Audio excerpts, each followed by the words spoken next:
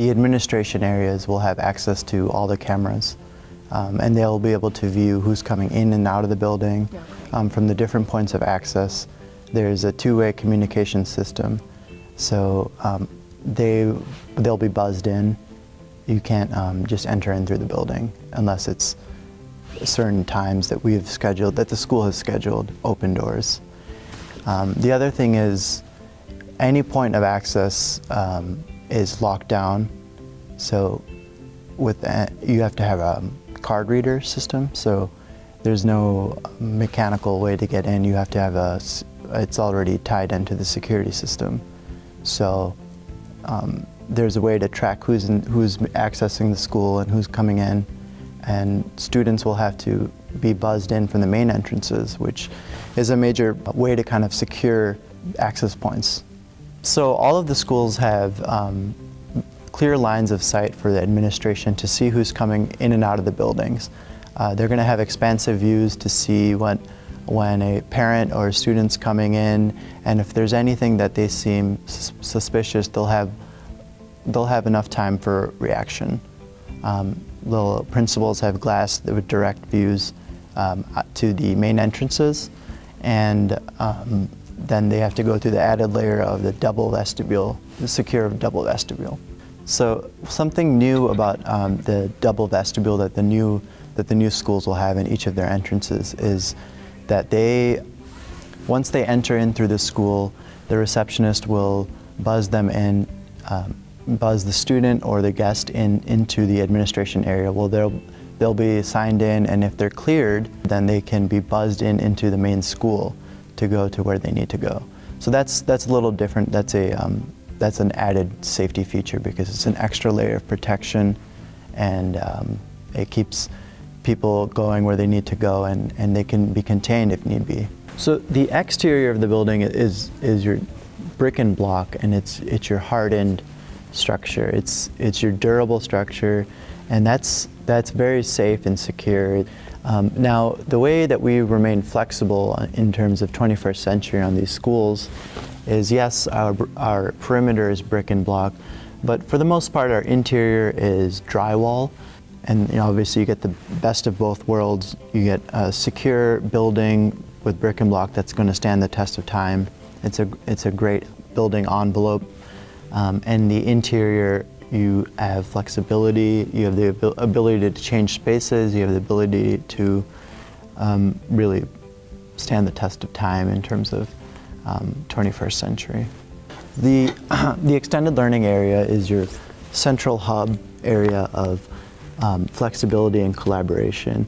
But along the perimeter of the outside of the building, you have your traditional classrooms for all your grade levels, and also small group rooms which allow for smaller, obviously, smaller class sizes, and your special education spaces associated with those grade levels. So each wing or each pod, it may be 5th grade or it may be 1st and 2nd grade. It's almost like a mini school. They have their own bathrooms, they have all their own classrooms, they have your special education associated with those grade levels. They have storage rooms, all the flexible furniture that you can imagine. And it's going to be pretty exciting 21st century space, I think. In an emergency event in these new schools, if the students and staff are in extended learning areas, they would react no different than they would in the older traditional schools, where students would thereby go into their classrooms and staff would secure their classrooms. So one of the concepts about 21st century that we've incorporated is lots of visibility, which visibility means glass inside walls. What this allows for is remain safe and prevent incidents from occurring. Now, in the administration area, we have windows from the main corridor, so principals can, or our receptionists can see what's happening down the main corridors. So the benefit of these campus buildings is we were able to provide adequate parking and adequate stacking space for parents during pickup and drop-off. So each school, elementary and middle school, will have designated areas and they'll have the proper site signage and directional signage. They'll make it very clear where parents and staff and buses are supposed to go during pickup and drop off. Now what this allows is the ability to get off the main roads for the most part, and we'll be inside the actual campus of the building, going to where they need to go and getting off where they need to go. The other things that this allows for is separate areas from parents or car riders pickup and drop off, and bus pickup and drop off. So that's a safety measure that was obviously very important that we incorporated in the site design and layout. Not only that, they're at different times, so there won't be that rush of both elementary and middle schools starting off and ending at the same time. So the elementary schools, we were also able to incorporate more stacking space into the site, and separate bus pickup and drop off from car rider pickup and drop off, along with staff parking and visitor parking, and being in separate spaces. Now, this allowed us to spread everything out so it's not all congested. It'll be a better, it'll be much bigger improvement in terms of traffic, I believe.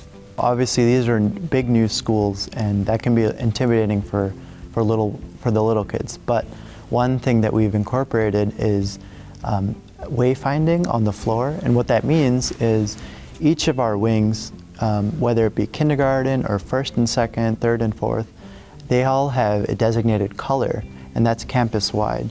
So if they're going to an elementary school and they know that they're in kindergarten, that's the orange wing, they're going to follow the orange line that's on the floor from the main entrance, and they're going to follow that on the floor, and it's going to lead them to their wing, which is where all their classrooms and teachers are going to be. And then once they get inside that wing, they're going to see different orange on the ducts and on the doors and sometimes on the walls. So they'll know where they are, and then they'll be more comfortable and familiarized with the space. So it's a little way to make them feel less intimidated and for them to understand the building.